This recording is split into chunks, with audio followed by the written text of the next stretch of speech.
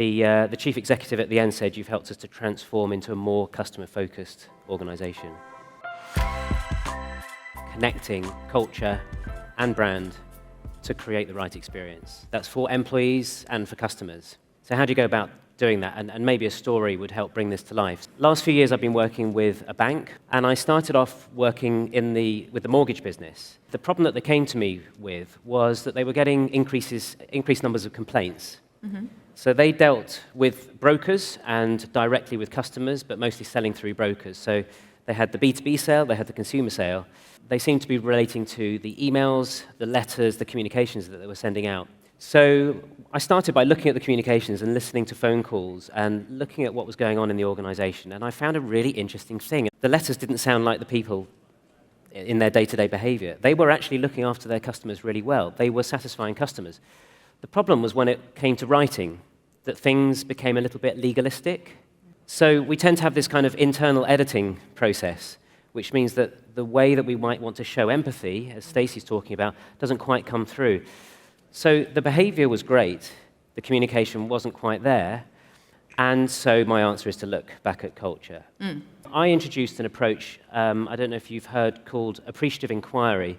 Appreciative inquiry tries to solve the problem of the negativity bias that us humans have. So we are constantly firefighting, and we're diagnosing problems and prescribing solutions to them. With appreciative inquiry, we start the other way around, and we start from what's already working. So we start by getting people telling stories of times they've been at their best. And that way you tap into the strengths and the values at the heart of the organization, the true values and strengths. Mm-hmm. And the way we tackled it was to have somebody representing every team in the customer journey, from leadership, from marketing, into broker sales, customer, all the steps. We used appreciative inquiry to come together as a team and then think, if we want to make a world-leading customer experience, how would we do that? We create a picture. We're starting from what we're like at our best, and then mapping a path. So we then get into some planning as to how we're going to do that. So we wanted to work on the tone of voice, the written tone of voice and spoken tone of voice.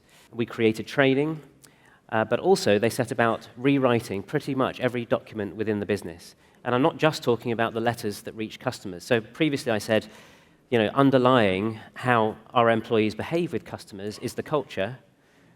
So if we want to change that culture, we have to change everything. And so an enlightened organization starts rewriting their recruitment campaigns, their offer letters, their employment contracts, job descriptions.